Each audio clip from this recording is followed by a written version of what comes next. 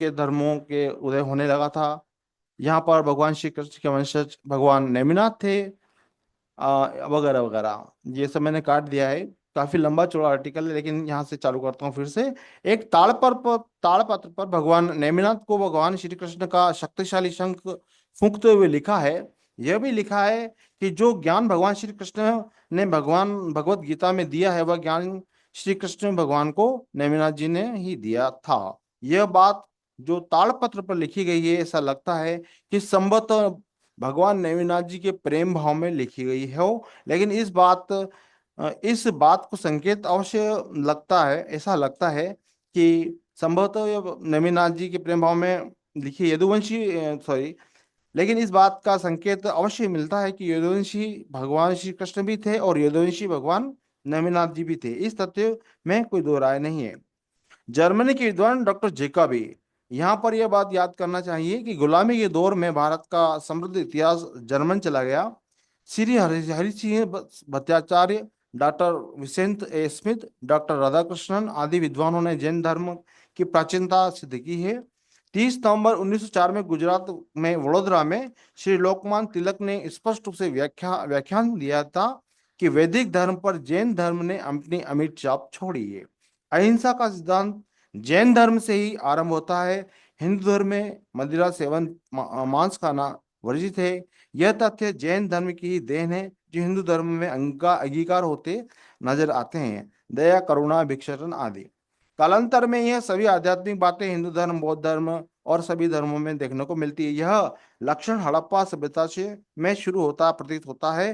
प्रथम तीर्थंकर भगवान आदिनाथ ही ने ही अहिंसा, त्याग, भोग विलास का त्याग कर सांसारिक जीवन सुखों को पूर्ण रूप से त्याग कर देना, और ये जब देना संभवतः जब नगरीकरण दौर का में अहिंसावादी व्यापारी, व्यवसायी, खेतीबाड़ी करने वाले हड़प्पा सभ्यता के लोगों के लिए सांसारिक सुखों का त्याग कर देना ही धर्म हो। हड़प्पा संस्कृति में चावलों से शास्त्रीय चिन्ह बनाना, इस बात का को बल मिलता है।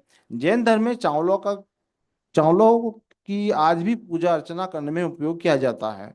इस प्रक्रिया से हमें इस बात की पुष्टि होती दिखाई देती है कि जैन धर्म का उद्गम स्थल हड़प्पा सभ्यता ही है। मेजर जनरल टॉड 1882 में ट्रेवल्स इन वेस्टर्न इंडिया नामक पुस्तक में कर्नल टॉड ने गिरनार यात्रा का विवरण दिया है। कर्नल टॉड जंगलों के रास्तों से गिरनार पहाड़ी पर गए थे। वे अंतिम टॉक पहुंची 5वीं टॉक तक पहुंचे थे। कॉपर इम्प्रेस इंडिगारम वॉल्यूम 3, प्रारंभिक गुप्त राजाओं का जूनागढ़ शिलालेख स्कंदगुप्त 19 वर्ष 136 से 138, यानी 456 ईस्वी से 457 ईस्वी में उल्लेखनीय है कि पलासनी नदी और सुदर्शन झील के निकट एक नगर गिरनार बसा हुआ था।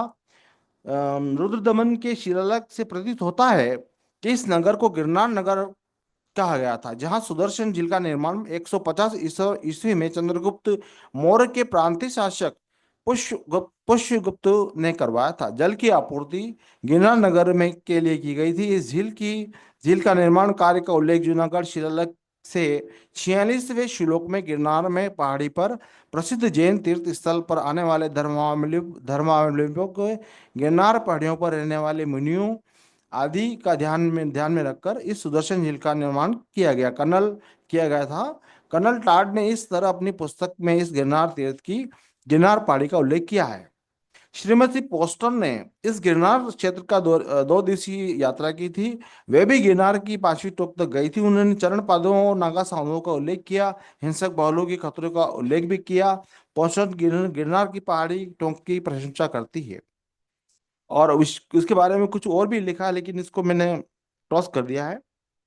यहाँ विशेष तौर पर स्थित अम्बा माता मंदिर, लक्ष्मणी देवी मंदिर है, में साफ सफाई पर ध्यान आकर्षित करती हैं। ग्रेनाइट पत्थरों को तराशकर काम राजस्थान के मोदी शहर के राजपूत शिल्पियों ने किया है। जहां गिरनार पर्वत श्रृंखला और भगवान नेमिनाथ की बात आती है, तो हमारे इतिहासकार प्रभावित हो जाते हैं। जबकि यह पूर्ण रूप से प्रभावित हो चुका है कि इस भगवान ऋषभदेव आदिनाथ प्रथम तीर्थंकर ने ही आध्यात्म, चिंतन, योग, त्याग, इन सभी को धर्म की श्रेणी में रखा। इससे ही धर्म की परिभाषित किया है। इसे अहिंसा, करुणा, दया, उपकार, परोपकार, सांसारिक जीवन और भौतिक सुखों का त्याग करना शामिल है। प्रथम तीर्थंकर ऋषभ ऋषभ देव से लेकर 22 तीर्थंकर नेमिनाथ एक क्षत्रिय यदुवंशी भगवान श्री कृष्ण के भाई थे। इस धर्म के साक्ष्य हमें शांति प्रिय हड़प्पा सभ्यता के अलावा मिस्र, चीन, बेबीलोन तक मिलते हैं।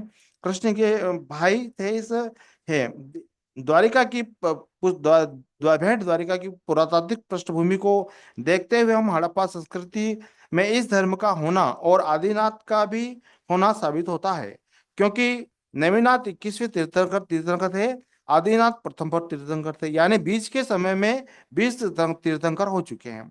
यह अलग बात है कि हम केवल कुछ तीर्थंकरों के बारे में जानकारी उपलब्ध है, लेकिन इसका मतलब कतई नहीं है कि बीच के 20 तीर्थंकर यानी हड़प्पा सभ्यता का जब ह्रास हो रहा होगा, हो रहा होगा, इसका मतलब यह इसका पलायन हुआ होगा तब की तिथि 1700 ईसा पूर्व की होती है। यानी आदिनाथ ने अध्यात्म को अंगीकार किया था, जिसकी तिथि 1800 ईसा पूर्व निकल कर आती है। इस बीच के 20 तीर्थंकर 1100 ईसा पूर्व में हमें नेमिनाथ जैन धर्म के तीर्थंकर की सूचना मिलती है। 600 सालों में धर्म और वैदिक धर्म के साथ साथ अपने धर्म के पनपते हुए दिखाई देते हैं। यह 600 साल बहुत ज्यादा महत्वपूर्ण है, और जो भी ऐतिहासिक उथल पुथल हुई होगी इसी में होगी। नेमिनाथ 21वें तीर्थंकर 1100 ईसा पूर्व, यही द्वारिका का समय निर्धारित होता है। इस समय इस समय अनुसार जब मानव नगरीकरण दौर और साम्राज्यवाद का उदय के दौर का था, फिर भी यह धर्म जिसे हम आज जैन धर्म कहते हैं अपने चरम पर था। इसका प्रभाव हमें चंद्रगुप्त मौर्य के साम्राज्य की स्थापना के बाद अपने जीवन के अंतिम समय में श्वेत वस्त्र धारण कर जैन धर्म के अनुयायी बन गए थे। यह घटना प्रमाणिक है। यह समय ईसा पूर्व का है। कालांतर में मौर्य साम्राज्य के शासकों ने गिरनार पर्वत पर 5वीं टोक पर लकड़ियों का मंदिर का निर्माण और साथ ही नेमिनाथ जी की लकड़ी की प्रतिमा की स्थापना करना अपने आप में सिद्ध स्वतः ही नेमिनाथ जी की प्राचीनता को सिद्ध करता है। उन्नत और सुविकसित हड़प्पा सभ्यता में शुरुआती दिनों में सांसारिक सुखों का त्याग कर ध्यान धर्म श्रेणी में आया। हड़प्पा सभ्यता में व्यावसायिक लोग अपना जीवन यापन कर रहे थे। इस सभ्यता में कोई भी शस्त्र का न मिलना इस बात का प्रमाण है कि लोग केवल व्यापार, व्यवसाय और खेतिहर आमोद प्रमोद में पर्याप्त छात्र उपलब्ध होते हैं। लेकिन नगरीकरण और नगरीय नियोजन व्यवस्था आज भी हमें आश्चर्य में डाल देती है। यहाँ ज्यादा जिक्र में ऋषभ देव आदिनाथ का करना चाहता हूँ, क्योंकि उनके अनुयायियों की संख्या में अचानक वृद्धि होने लगी थी। वैदिक धर्म को जो दफन प्रक्रिया से शुरू हुआ था, अब विस्तृत रूप धारण कर चुका था, जहाँ जातियों का निर्धारण भी हो रहा था। इसके बाद में मैं सीधा आता हूँ हड़प्पी सभ्यता में अब मातृ देवी यज्ञ में अनुष्ठान आदि होने लगे थे, जिसके प्रमाण हमें उत्खनन से पावन वेदिका में बलि बलि प्रथा से मिलता है। इस समय हड़प्पा सभ्यता में पशु बलि का प्रचलन शुरू हो गया था। नागरीकरण सॉरी हड़प्पा सभ्यता में एक सील पर ऋषभ बैल का उत्कीर्ण मिलता है। चावलों के द्वारा शास्त्रिक चिन्ह भी मिलते हैं। यह एक काद नहीं बल्कि बहुत ज्यादा है। इसका अर्थ यह हुआ कि हड़प्पी संस्कृति में वैदिक धर्म से ज्यादा आदिनाथ ऋषभ देव के अनुयायी की संख्या थी। इस युग में सदियों से आदिनाथ ऋषभ देव द्वारा जीना जीना जैन धर्म का प्रादुर्भाव हुआ। जैन धर्म का यदि संधि विच्छेदन किया जाए, जित धन इंद्र जितेंद्रिय, जिन्होंने इंद्रियों पर विजय प्राप्त की वह जितेंद्रिय या जैन। विशेष तौर पर हड़प्पा संस्कृति में जैन धर्म को बहुत ज्यादा प्रचलन था। जैन धर्म की प्रचलता सिद्ध करने वाले अनेक उल्लेख अन्य धार्मिक साहित्य में मिलते हैं। खासकर वैदिक साहित्य में प्रचुर मात्रा में से मिलते हैं। अहंत जिन ऋषभदेव, अरिष्टनेमि आदि तीर्थंकरों का उल्लेख ऋग्वेद में मिलता है, जिसमें यह स्वतः सिद्ध होता है कि वेदों को लिखने से पहले ही जैन धर्म का अस्तित्व रहा था। श्रीमद् भगवद गीता में भगवान ऋषभ देव को भगवान विष्णु का 8वां अवतार बताया गया है और परमहंस दिगंबर धर्म का प्रतिपादक कहा है। विष्णु पुराण में ऋषभ देव को मनुस्मृति में प्रथम जिन यानी ऋषभ देव, स्कंद पुराण में, लिंग पुराण में 22वें तीर्थंकर भगवान नेमिनाथ अरिष्टनेमि का उल्लेख मिलता है। वैश्वपायन सहस्त्र नाम महीनम स्त्रोतम में भगवान जिनेश्वर एवं अरहंत की स्तुति की गई है। योग विशिष्ट में भगवान श्री राम जिन भगवान की तरह रुद्रमलायन तंत्र में भवानी को जिनेश्वरी जिन माता जिनेन्द्रा कहकर संबोधित किया है। नगर नागर पुराण में कलयुग में एक जैन मुनि को भोजन कराने का फल 10 ब्राह्मणों के बराबर कहा गया है। इस तरह के उदाहरण अनेक उदाहरण वैदिक धर्मों में पढ़ने में मिलता है। जैन धर्म की परंपरा ऋषभ देव से जैन धर्म की उत्पत्ति होना बताती है कि इस बात को प्रमाण ऊपर है। चंद्रगुप्त मौर्य के अंतिम समय में जैन धर्म को अपनाया था। यह वो समय था जब साम्राज्य के लोग तीर्थ 3 धर्मों में विभाजित हो चुके थे।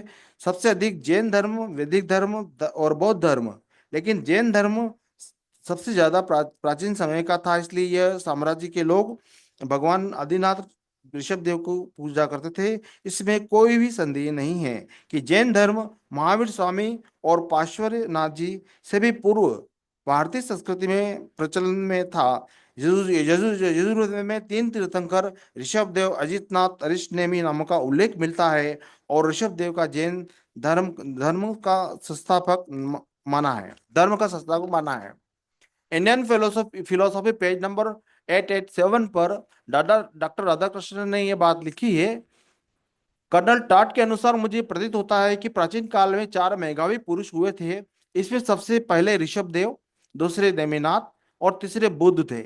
ये नेमिनाथ ही चीन के इसके निबोआ निवासी के प्रथम ओडिन तथा चीनियों के प्रथम देवता फो नामक देवता थे। रेवंडर जेड के अनुसार दिगंबर संप्रदाय प्राचीन समय से आज तक पाया जाता है।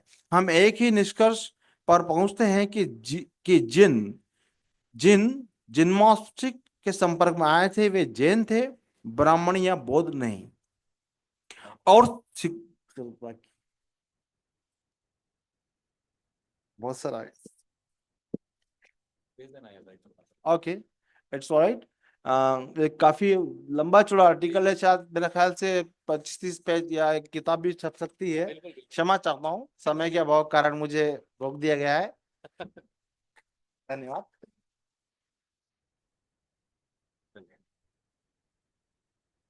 बहुत बहुत धन्यवाद पवन सर, आपने बहुत रिसर्च करी है। काफ़ी चीज़ें तो जैन लोगों को भी पता नहीं है और आप आर्कियोलॉजी डिपार्टमेंट में होके आपने इतना कंक्लूड किया है। आपका राइटअप प्लीज़ आप सर हमें भेज दीजिएगा, क्योंकि आपने काफ़ी लिखा है मुझे पता है और समय कम है, इस वजह से मुझे रोकना पड़ा, इसके लिए मैं क्षमा चाहता हूँ। आगे के क्रम में मैं मिस्टर शिवाजी राय को आमंत्रित करना चाहता हूँ। कृपया आगे आए और जल्द से जल्द अपना समाप्त करें।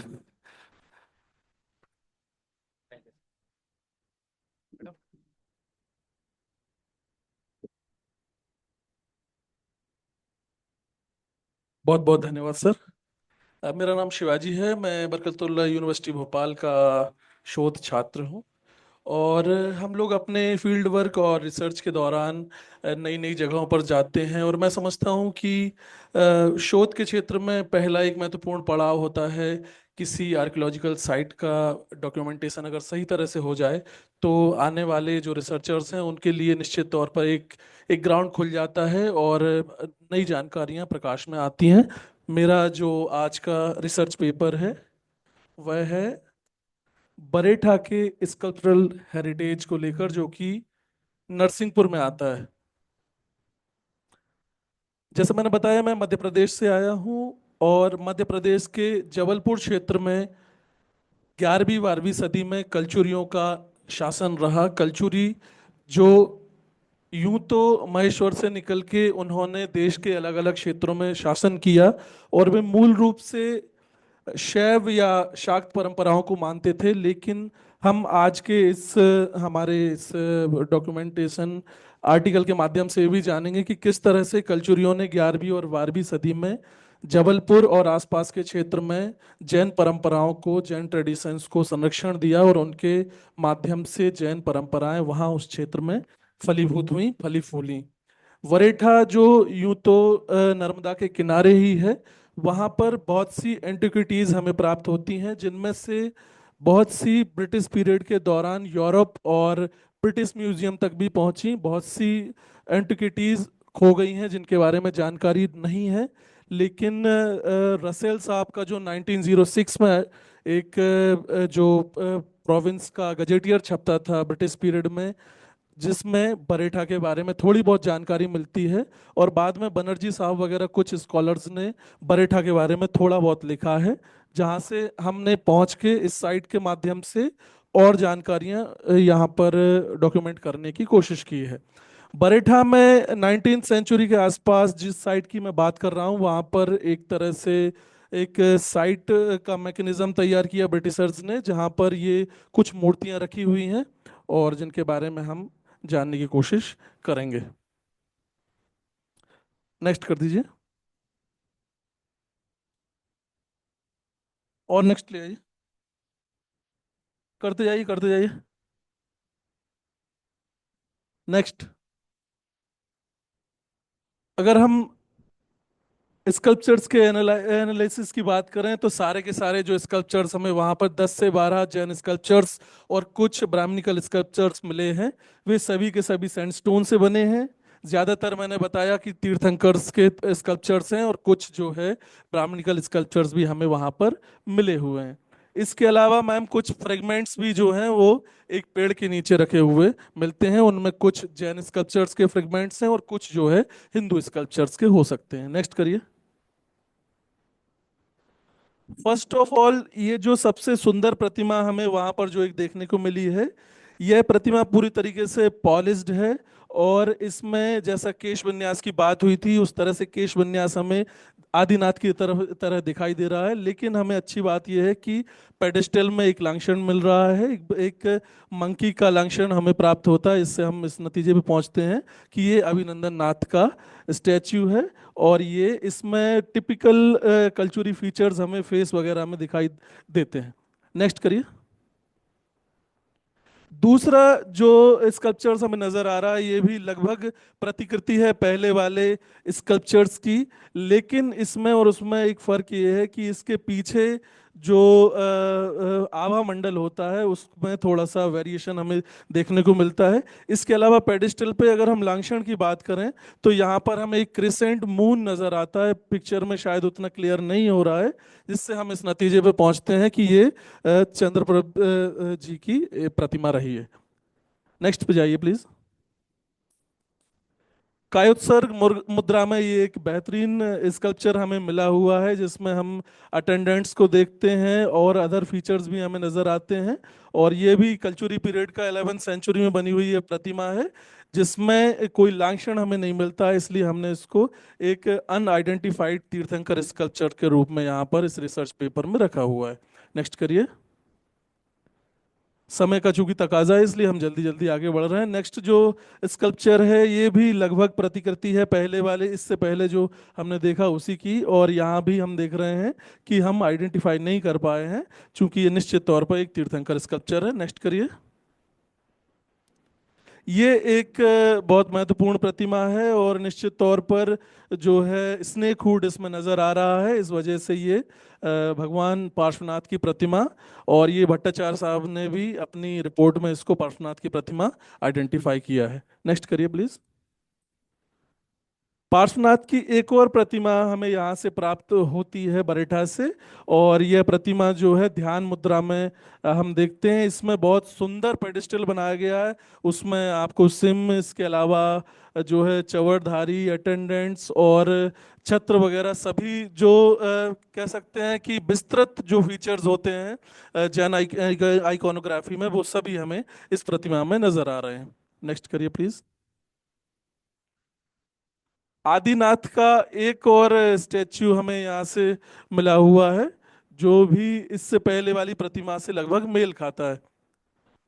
नेक्स्ट करिए।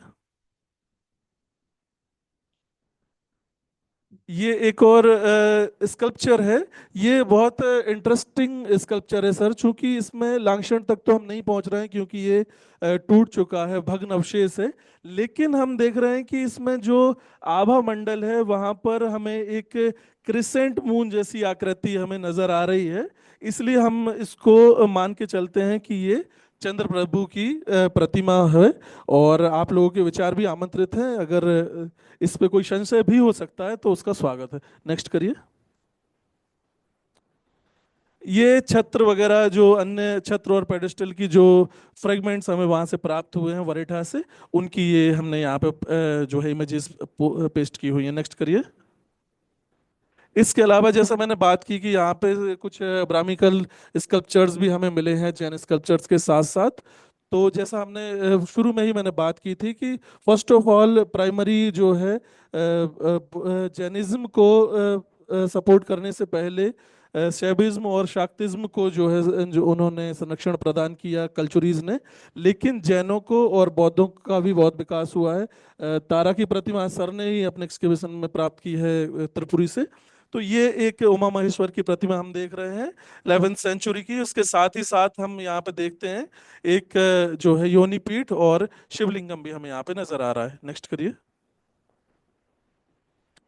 ये कुछ और जो है फ्रेगमेंट्स हैं, और जिनमें फोटो में उतना क्लियर नहीं हो रहा है, लेकिन ज़्यादातर इनमें मूल रूप से ब्राह्मणिकल स्कल्पचर्स के ही फ्रेगमेंट्स हमें यहाँ पे देखने को मिलते हैं। तो इस तरह हम देखते हैं कि नर्मदा वैली में किस तरह, नेक्स्ट कर दीजिए, कल्चुरीज के काल में ना सिर्फ ब्राह्मण धर्म का विकास हो रहा था, साथ ही साथ बौद्ध और जैन धर्म को भी संरक्षण प्रदान किया जा रहा था। और ये कह सकते हैं कि दोनों ही धर्म साथ साथ बढ़ रहे थे, विकास कर रहे थे। एक बार फिर आप सभी का बहुत बहुत धन्यवाद, आपने सीमित समय में मुझे सुना। मेरा नाम शिवाजी है और मैं भोपाल से आया हूँ। धन्यवाद।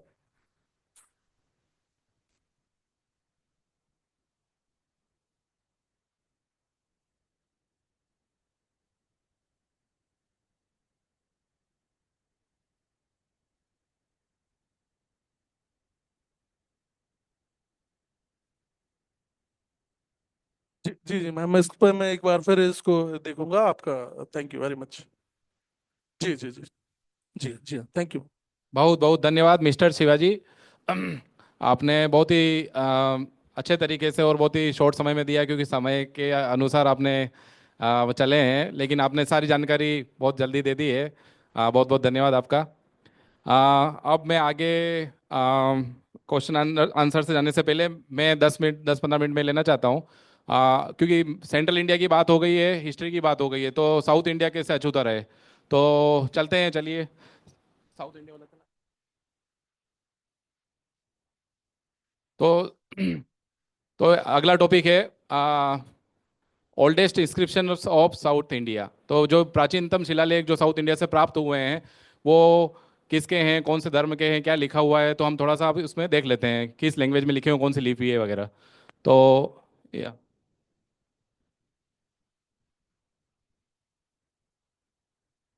तो ये सबसे पहले हम देखते हैं कि कवर पेज है। कवर पेज पे सबसे पहले जैन बेड्स बने हुए हैं। जैन बेड्स के बारे में हम बताते हैं कि जो जैन मुनि तमिलनाडु में जो प्राकृतिक गुफाएं होती थी, केरल में भी थी और आंध्र प्रदेश में भी थी, लेकिन सबसे ज़्यादा तमिलनाडु और मदुरई के आसपास मिली है।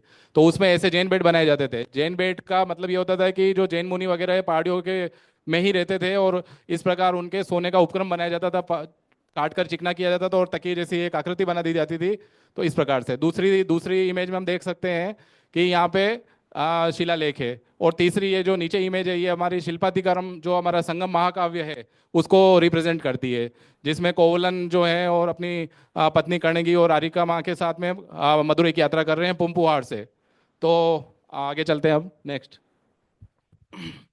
तो सबसे पहले दक्षिण भारत में कौन से लेख मिले हैं? सबसे पहले तो सबसे पहले हमको ब्राह्मी अभिलेख मिले हैं। तो ब्राह्मी सबसे प्राचीनतम ज्ञात और जो पढ़ी गई है वो अभिलिपि ब्राह्मी लिपि मानी गई है। और ब्राह्मी लिपि के भी कई टाइप्स हैं, कि जो हम जैसे अशोकन ब्राह्मी जो हम देखते हैं, जो जनरली पढ़ते हैं, जो पाली भाषा में लिखी हुई, पाली भी प्राकृत का ही रूप है। तो वो हम ज़्यादा जानते हैं क्योंकि अशोक का सम्राट था और उसने सब तरफ अपने जो बनवाए थे स्तूप, सॉरी पिलर्स बनवाए थे, तो उसमें हमें सबसे ज़्यादा जानकारी मिलती है। किंतु जब दक्षिण, इसी वजह से हमें दक्षिण भारत की तरफ ध्यान नहीं जाता, जबकि दक्षिण भारत में भी एक अलग तरह की ब्राह्मी उत्पन्न हुई थी और पोषित हुई थी। वो तमिल, वहाँ की जो लोकल लैंग्वेज, तो ब्राह्मी के कई क्षेत्रीय स्वरूप हैं। जैसे सिंहला, श्रीलंका में जाके सिंहला ब्राह्मी हो गई, ऐसे ही अपने तमिल में जाके तमिल ब्राह्मी हो गई, और एक नॉर्दर्न ब्राह्मी और एक अशोकन ब्राह्मी। इसमें अंतर इसलिए क्योंकि उन्होंने पाली भाषा का इस्तेमाल किया था, और जो जैन लोगों ने तो इस्तेमाल किया था वो प्योर प्राकृत था, जिसमें शोरसेनी और ये जो भी प्राकृत के रूप है, इसके बारे में ज्योति बाबू ज़्यादा बता पाएंगे। तो इस प्रकार से हमें ब्राह्मी के कई टाइप्स मिलते हैं। अब सबसे पहले वहाँ पे कितने शिलालेख मिले, कहाँ मिले, क्या है, तो अभी तक ज्ञात स्थान के मतलब 2003 तक तो कम थे, लेकिन अब बढ़कर कम से कम 31 स्थानों पर तमिल ब्राह्मी शिलालेख मिले हैं, और उन शिलालेखों की संख्या 127 तक पहुंच चुकी है, जो कि पहले 93 थी 2003 में, अब निरंतर मिल ही रहे हैं। तो ये जो सारे जो शिलालेख मिले हैं वो शिलाओं पे मिले, रॉक गुफाओं में, रॉक शेल्टर्स में, इनमें मिले हैं। इसके अलावा पोर्ट्री पे जो मिले हैं वो अलग हैं, मतलब जो भी हमें मुद्राओं पे मिले हैं, सिक्कों पे मिले हैं, वो अलग हैं। उनको अगर काउंट करेंगे तो और भी संख्या बढ़ जाएगी, लेकिन उनसे हमें विशेष जानकारी प्राप्त नहीं होती, इसलिए हम उनको कम कंसीडर करते हैं। लेकिन रॉक शेल्टर्स के रूप में जो मिले हैं तमिल ब्राह्मी शिलालेख, उनको हम कंसीडर करते हैं। तो ज़्यादातर सबसे जान के आश्चर्य होगा कि जो भी तमिल ब्राह्मी शिलालेख मिले हैं, उनमें से अधिकांश तमिल ब्राह्मी शिलालेख जो है वो दान से संबंधित हैं। हमारे जैनों की एक पुरानी परंपरा है कि जो भी दान करेंगे हम उसको लिखवाएंगे, और एक बहुत अच्छी परंपरा बनी है। कम से कम हमें 2000 साल भी उनके बारे में, 2200-2300 साल के बाद भी हमें पता चल रहा है कि किसने दान दिया, क्यों दिया, और तब आज हम उसको एक ऐसे साक्ष्य हम उसको ले पा रहे हैं। तो एक ये भी अच्छी चीज़ है। तो आज हम भी अभी कहीं दान करते हैं तो हमें अपना नाम जरूर लिखवाना चाहिए। अब इसमें जो 127 शिलालेख जो भी मिले हैं, वो सब, उनका सभी का संबंध, लगभग सभी का संबंध जैन धर्म से है, क्योंकि उस दौरान वहाँ पे लोकल कल्ट चलता था। उसके अलावा सिर्फ जैन धर्म ही था जो लोकल कल्ट चलते थे। मुरुगा कल्ट था वहाँ पे, और भी कई कल्ट थे, सिद्धार कल्ट था, बाकी असीवगार थे, तो और अरुगंथार और जो समनार थे वो तो जैन ही थे। और असीवगार भी जैनों की शाखा मानी गई थी, जो बाद में मर्ज हो गई, तो जिनको हम आजीविक के नाम से जानते हैं, जो लुप्त हो चुके हैं। तो अब यह सबसे पहले क्वेश्चन उठता है कि तमिलनाडु में जैन धर्म कब से आया, कब से उसके प्रमाण मिलते हैं। तो मेरा ये स्पष्ट मानना है कि जब भद्रबाहु स्वामी जब यहाँ से उधर गए, नॉर्थ इंडिया से साउथ इंडिया की तरफ, तब अकाल का दौर था, तब वो उधर उन्होंने 12,000 साधुओं के साथ जाना स्वीकार क्यों किया। इससे साबित होता है, एक तो उनकी मनोस्थिति रही होगी कि पहले ही दक्षिण में जैन धर्म का हमारा पालन पोषण हो जाएगा और धर्म पहले से मौजूद रहा होगा, इसी वजह से उन्होंने ये फैसला लिया। वो पूर्व की तरफ क्यों नहीं गए, उत्तर की तरफ क्यों नहीं गए, और नॉर्थ वेस्ट या और किसी देश में क्यों नहीं गए। वो दक्षिण दिशा में गए क्योंकि उनको वो सेफ लगा, और उनको लगा कि हमारा नियम का पालन वगैरह सब हो जाएगा, इस वजह से। तो मेरा तो स्पष्ट मानना है। लेकिन अभी आर्कियोलॉजी की बात करते हैं। आर्कियोलॉजी वाले मानते हैं कि 297 बीसी, मतलब कि आपके चंद्रगुप्त मौर्य जो है सम्राट, वो भद्रबाहु स्वामी के साथ चल दिए श्रवणबेलगोला की तरफ। और जब श्रवणबेलगोला का जो चातुर्मास हुआ, उसके बाद में वहाँ उन्होंने, अब बहुत बड़ा संघ था तो उन्होंने कई उपसंघ बना लिए, और उन उपसंघों को उन्होंने चोल, चेर और पांड्य देशों में जाने को बोला। तो जब वो अन्य देशों में गए वहाँ पे, तो ऑब्वियसली वहाँ पे जैन धर्म पहले से ही प्रचलित रहा होगा या नहीं रहा होगा, जो भी है, लेकिन उन्होंने उनको हाथों हाथ लिया। और उसके दौरान उनके रहने की, इतने संख्या में मुनि आए, तो उन्होंने बोला कि इनके रहने की व्यवस्था कैसे की जाए। तो फलस्वरूप उन्होंने आसपास देखा, उन्होंने पांड्य राजा मदुरई में हुए, तो उन्होंने मदुरई के आसपास कई गुफाएं थी, प्राकृतिक गुफाएं थी, तो उन्होंने उन गुफाओं को निर्माण करके, काट करके, ट्रिपलेज काट करके, उन्होंने उनके लिए जैन बेड्स बनवाए, शेल सैयाएं बनवाई। तो ये मैं बता दूं, तो मदुरई के में 3री शताब्दी ईसा पूर्व से 6ठी शताब्दी तक जैन धर्म जो है पूर्ण पूर्ण चरम पे था। और उसमें अधिकांश जो भी दान के और जो भी लेख मिलते हैं, वो ब्राह्मी अक्षरों में जो भी पुरालेख है, वो सबसे प्राचीनतम पुरालेख माने गए, जिनमें 3री शताब्दी ईसा पूर्व के शिलालेख भी मौजूद हैं। तो अभी तक मदुरई के आसपास जो है वो 26 से ज़्यादा गुफाएं मिल चुकी है, 200 से ज़्यादा आपके जैन बेड्स मिल चुके हैं, उससे 100 से ज़्यादा प्रतिमाएं मिल चुकी हैं, और ब्राह्मी जो शिलालेख मिले वो भी 90 से अधिक हैं। तो कई गुफाएं हैं, उसके बारे में एक एक बारे में थोड़ा देख लेंगे फटाफट फटाफट, है ना। तो नेक्स्ट, तो ये मदुरई की लोकेशन के आसपास जो नीले डॉट्स दिख रहे हैं, ये नीले डॉट्स ये बताते हैं कि कहाँ कहाँ गुफाओं में, कहाँ कहाँ गुफाएं मिली है हमें।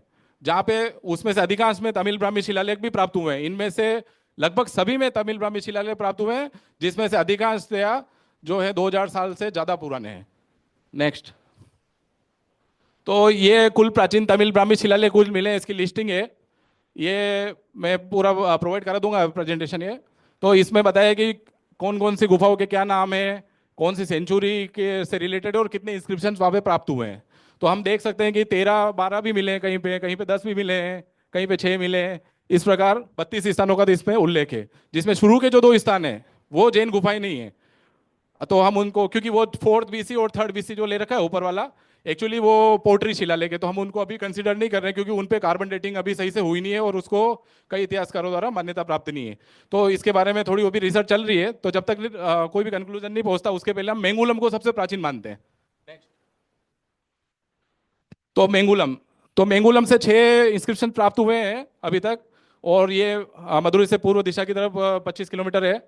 तो तीन प्राचीन अभिलेख, 6 तमिल ब्राह्मी अभिलेख पाए गए यहाँ से, और इनके चित्र देख सकते हैं। तो इसका सबसे मेन जो इन अभिलेखों का जो है कि इनमें पांड्य राजाओं को उल्लेख है, और उस पांड्य राजा का नाम है नेंदू चेजियान। नेंदू चेजियान जो था वो, उसका वर्णन संगम महाकाव्य में भी आता है। तो संगम का महाकाव्य में भी आता है, इसका मतलब ये है कि संगम काल की जो एज है वो 3री शताब्दी ईसा पूर्व तक चली गई है, जो कि लोग नहीं मानते हैं। इससे स्वतः ही सिद्ध होता है, जब आपके पास शिलालेख है, कहानी में बोल रहे हैं कि संगम काली जो है उसमें राजा का नाम जो बताया गया वही राजा का नाम अगर आपको शिलालेख में भी मिल जाए, इसका मतलब है कि स्वतः प्रमाण हो जाता है कि ये 3री शताब्दी ईसा पूर्व तक आपका संगम काल चला जाता है। तो ये इसका, बाकी दूसरे व्यापारी संघ आए, कई वेलारीपट्टी के और मोती व्यापारी भी आए, तो आदि उल्लेख है। नेक्स्ट है अरीटापट्टी। ये भी मंगुलम से थोड़ा ही दूर है, और लगभग 5-10 किलोमीटर की दूरी पे है वहाँ से। और यहाँ पे भी प्रारंभिक तमिल शिलालेख प्राप्त हुए हैं, ये भी 3री शताब्दी ईसा पूर्व के हैं, लेकिन मेंगुलम से थोड़े बाद के हैं। और ये बताते हैं कि पांड्य राजा जो है मदुरई पे राज करते थे, ये यहाँ के शिलालेखों से पता चलता है। फिर है वारीचूर। वारीचूर से भी 20 से अधिक जैन शैय्या प्राप्त हुई है। 3 तमिल ब्राह्मी शिलालेख मिले हैं जो कि 2री शताब्दी ईसा पूर्व के हैं। यहाँ पता चलता है कि इलानाथन नाम का पता चलता है जिसने जैन गुफाएं निर्मित करवाई, और 2 शिलालेख यहाँ पे क्षतिग्रस्त हो गए। सिद्धारमल्लई। सिद्धारमल्लई में 10 तमिल ब्राह्मी शिलालेख हैं और कुछ जैन शैल शैय्याएं हैं, ये 2री शताब्दी ईसा पूर्व के हैं। यहाँ से पता चलता है कि मदुरई के उत्यन द्वारा मुनि अतिरन हेतु गुफा आश्रय के दान के बारे में बताया गया है, और इसमें यह भी बताया गया मदुरई का पुराना नाम मथिरई था। अलगारमल्लई। अलगारमल्लई में ये बताया, मेन तो ये बताया गया कि यहाँ पे जो भी सुनार, लोहार, जो भी अकाउंटेंट, नमक व्यापारी, चीनी व्यापारी, लोहा व्यापारी, कपड़ा व्यापारी इत्यादि व्यापारियों ने भी यहाँ पे दान दिया है इन गुफाओं के लिए। इससे साबित होता है जनमानस में जैन धर्म कितना व्याप्त था। और ये भी 1ली शताब्दी, 2री से लेकर 1ली शताब्दी ईसा पूर्व, यहाँ सबसे ज्यादा 13 अभिलेख मिले हैं। नेक्स्ट।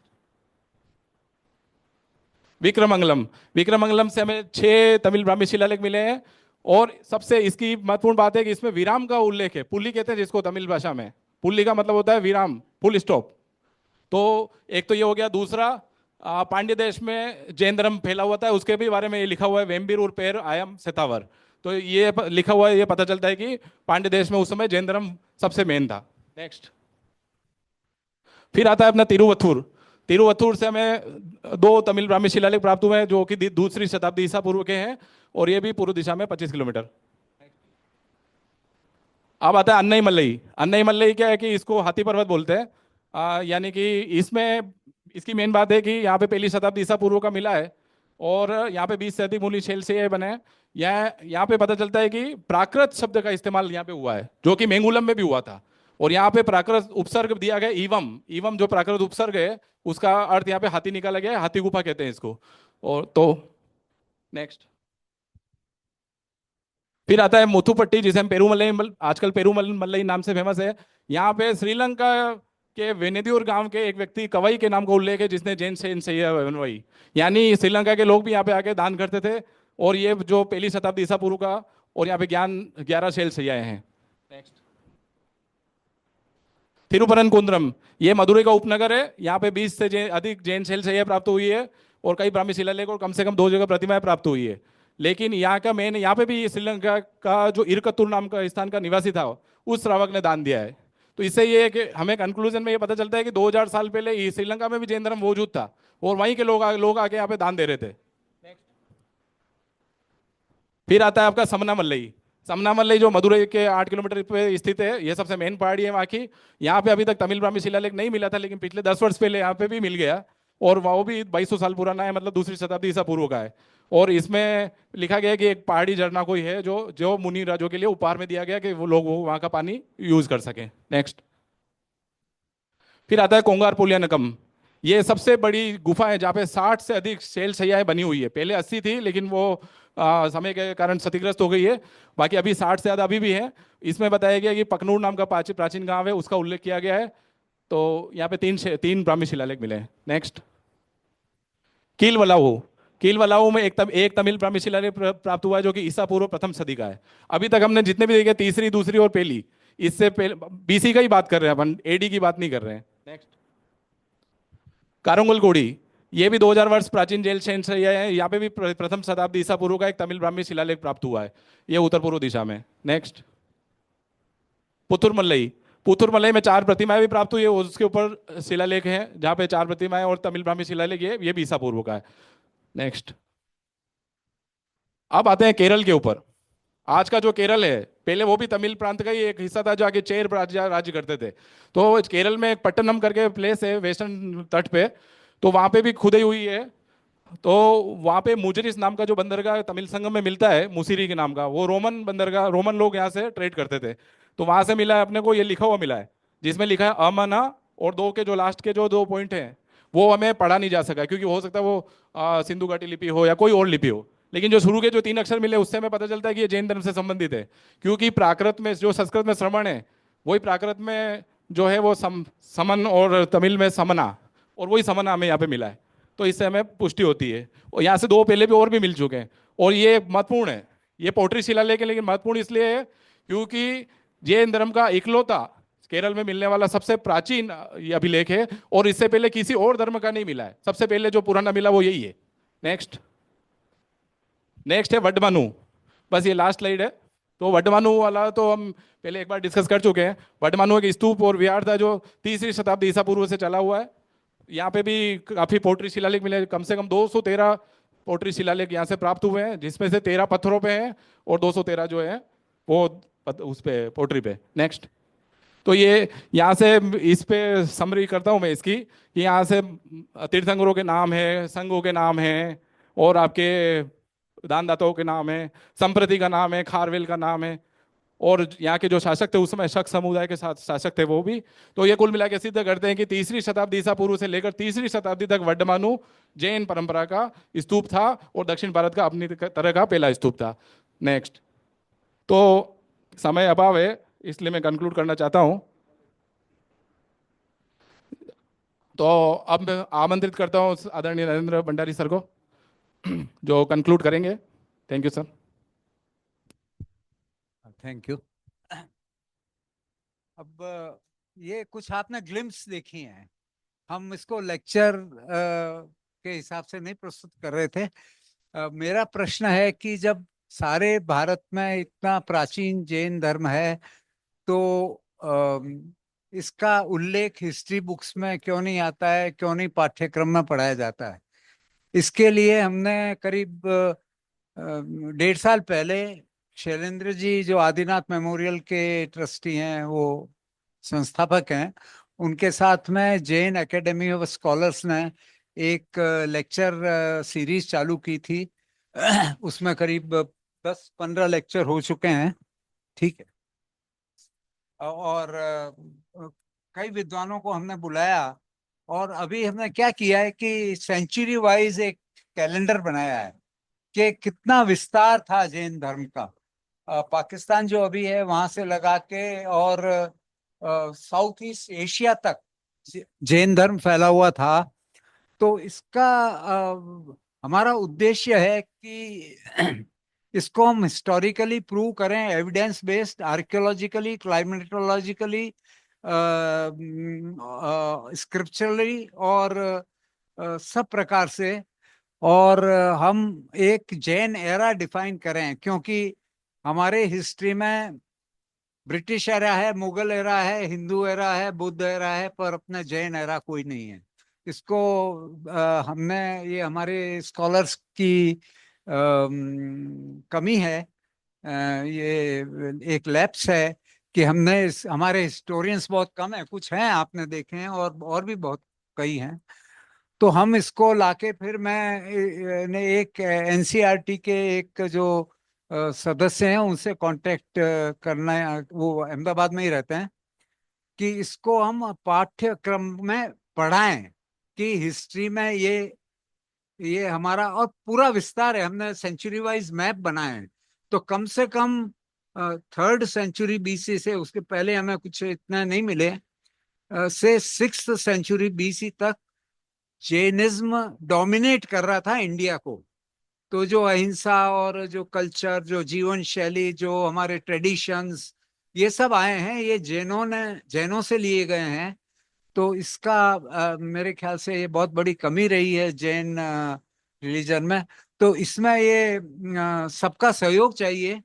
एविडेंस हम प्रस्तुत करने को तैयार हैं, और जो हमारा हम प्रोसीडिंग एक पब्लिश करते हैं, 4 प्रोसीडिंग्स 5 प्रोसीडिंग आ गई है, ज्ञान मीमांसा पे, पुद्गल पे, ध्यान पर, कॉस्मोलॉजी पर, और जो 5वीं जो अभी आने वाली है वो हिस्ट्री पे है। करीब 15-20 आर्टिकल हमको मिले हैं, हम उनका अभी एडिटिंग कर रहे हैं। पूर्वी हाँ, उसको हमने 3 भागों में डिवाइड किया है। प्री महावीर एरा, ऋषभदेव, उसमें कुछ प्रॉब्लम है क्योंकि वो काल चक्र नहीं मिल रहे हैं, क्लाइमेटोलॉजी, एंथ्रोपोलॉजी, इवोल्यूशनरी हिस्ट्री सबसे मिला के कर रहे हैं हम आर्कियोलॉजी वगैरह में। लेकिन पोस्ट महावीर पक्की एविडेंस है। और एक हमने आउटसाइड इंडिया, वो 3 भागों में हम इसको पब्लिश करना चाहते हैं। And then we want to present it to NCERT to include this as an important part of Indian history.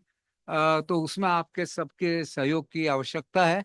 अगर आप इसको सही कार्य समझें तो please support it. It needs also, not only we don't have students, यहाँ बहुत सारे स्कॉलर्स हैं, तो मैं उनसे कहूँगा आप हमसे जुड़िए। It is very difficult for 1 or 2 of us to produce all this.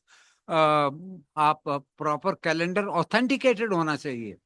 वो कैलेंडर तो मेरे को कई मिले हैं, मेरे को अब मुझे नाम अभी नहीं लूंगा, 10 प्रकार के हमको कैलेंडर ईयर वाइज के यहाँ यहाँ जैनिज्म था सब मिले हैं, पर हम उसको ऑथेंटिकेट नहीं कर पा रहे हैं because I am not a historian.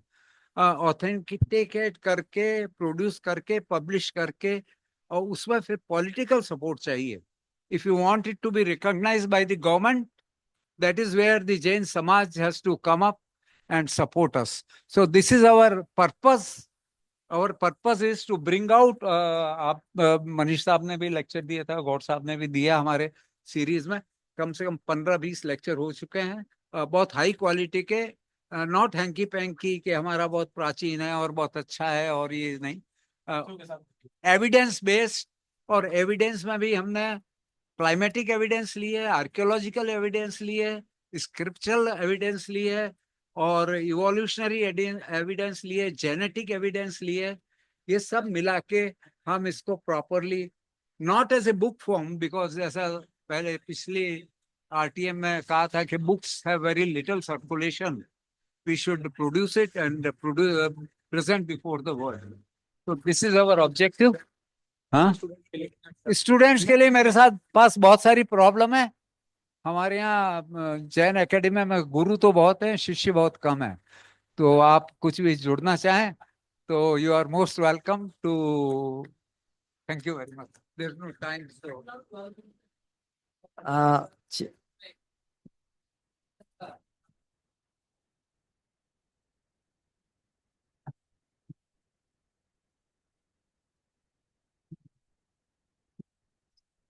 चलिए चलिए साहब, ये थैंक यू भंडारी साहब। इससे पहले डॉक्टर मनीष जी ने भी बहुत अच्छे से संचालन किया और साथ में सब लोगों ने अपने पत्र प्रस्तुत किए।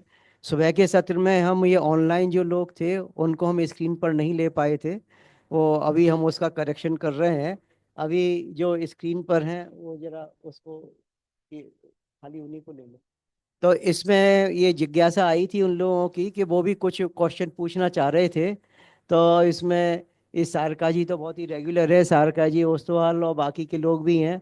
तो अगर कोई आप लोगों का जो ऑनलाइन जुड़े हुए हैं उनका कोई क्वेश्चन है तो हाथ रेज कर सकते हैं और हम उनका क्वेश्चन लेंगे। और इस बीच में अगर ऑडियंस से कोई क्वेश्चन है तो हम 2-3 क्वेश्चन से ज़्यादा नहीं ले पाएंगे, क्योंकि आप लोगों को नींद उड़ाने के लिए चाय की व्यवस्था रखी गई है। तो इसलिए आपके लिए फायदे के लिए है, तो 2-3 क्वेश्चन हम ले सकते हैं। कोई हाथ रेस करना चाहेगा? प्रायोरिटी स्टूडेंट्स को देंगे। आगे आइए। और बाकी के और कोई भी अगर क्वेश्चन रेस करना।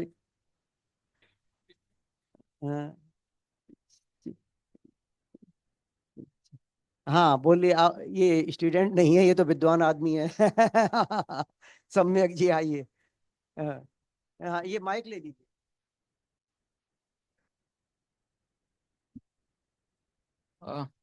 सर एक तो आपकी पीपीटी से क्वेश्चन है, उसमें कई सारे फोटोज ऐसे हैं जो कि फ्लिप्ड हैं, मतलब 180 डिग्रीज शिफ्टेड है, क्योंकि उसमें ऐसा की जगह वो ऐसा दिखाई दे रहा है। तो कहीं पर वो पर्पसली यदि आपने किया हो तो वो मुझे जानना है कि साउथ तमिल ब्राह्मी में उल्टा भी बनता है क्या? वो एक क्वेश्चन वो था। दूसरा क्वेश्चन ये था कि वहाँ आपने जो केरल की बताई थी उसमें अमन शब्द बन रहा है, तो उसको समण तो नहीं बनाया जा सकता, उसको कैसे हम वहां यूज कर सकते हैं, वो एक है कंसर्न। तीसरा मेरा क्वेश्चन ये था कि ये जितने भी अपने को मिल रहे हैं उनमें बहुत सारे वर्ण इधर उधर व्यत्यय को प्राप्त हो रहे हैं, तो हम कैसे डिसाइड करेंगे कि एग्जैक्टली वो किस सेंस में और कहाँ यूज हो रहा है? मेन क्वेश्चन ये था। एक सर से भी पूछ ही लेता हूँ लगे हाथ। सर क्वेश्चन ये था कि आपने अभी जैनों को प्राक हिंदू सिद्ध करने के लिए कुछ प्रमाण दिए थे। तो मेरा क्वेश्चन ये था कि जैनेतर साहित्य में ये कहाँ कहाँ प्रमाण मिल रहा है, मतलब जिस जैनों ने ना लिखा हो ऐसा कहीं कितनी जगह मिलता है? जैसे एक एक कॉमन सा एग्जाम्पल है, दिनकर साहब ने तो एक जगह वो प्राचीन कहते हैं और दूसरी जगह उसको अर्वाचीन भी कहते हैं, तो ऐसे करके तो हिसाब लगेगा नहीं। तो यदि अजैन व्यक्ति ने लिखा होगा तो प्रामाणिकता जल्दी बनेगी, जैन ने लिखा होगा तो ये तो अपने घर की बात हुई, फिर क्या बड़ी बात हुई? तो ये आप जरा इसका समाधान कर दें। सही वाकई में देखा जाए तो मेरा जो आर्टिकल है वो शायद लगभग 250-300 पेज का है। तो मैं 20 मिनट में तो शायद असंभव है, पॉसिबल ही नहीं कि उसको इकट्ठा कर सकूं। अभी भी नेमिनाथ के ऊपर ही था मैं। और जो भाई का अपने दोस्त मित्र छात्र का जो प्रश्न था उस सब मैं जाने वाला था, लेकिन मुझे मनीष जी ने रोक दिया क्योंकि शायद मैं समय से आगे जा रहा था। तो मैं उसके लिए क्षमा चाहता हूँ। मनीष जी ने कहा कि आगे क्या, तो उसके लिए मेरे पास में एक जेएस का जो पहला ऑनलाइन सेमिनार था उसका पहला मैं ही, मेरे ही उद्बोधन थे उसमें। उसमें पूरा डिटेल और अंतिम क्षण तक, अंतिम पंक्ति तक गया था मैं। वहाँ सारे आंसर्स आपको मिल जाएंगे सर भैया, आपको मिल जाएंगे वहाँ पे। यहाँ मैं आपको दे नहीं पाऊंगा क्योंकि बहुत लोग हैं, बहुत सारी बातें हैं, मेरा आर्टिकल भी अधूरा रह गया है। तो मैं तो अभी नेमिनाथ के ऊपर ही था जब भी, तो आदिनाथ और सर ने जो बात बताई थी आपने सर, हड़प्पा सभ्यता में सील नंबर 399 पर ऋषभदेव जिनेश नाम का उल्लेख चित्रलिपि में मिलता है सर। सील नंबर 399 उसके ऊपर है, मयक और मुद्रा है उसके ऊपर, मणि जस को लेके चलते थे व्यापारी व्यापारी लोग। उसमें है सर, वो मेरे आर्टिकल में भी लिखा है, लेकिन वो बाद में आता है। मैं नहीं मेहनत के बाद में। हाँ वहाँ अवेलेबल है। चलिए वो बात अभी हाँ डिटेल बाद में कर लेंगे। आ, एक तो ये शिवाजी जो अभी लेक्चर दिए थे उनका वो फोन नंबर किसी ने मांगा है, तो आप ये इनको दे दीजिए, वो चैट बॉक्स में डाल देंगे।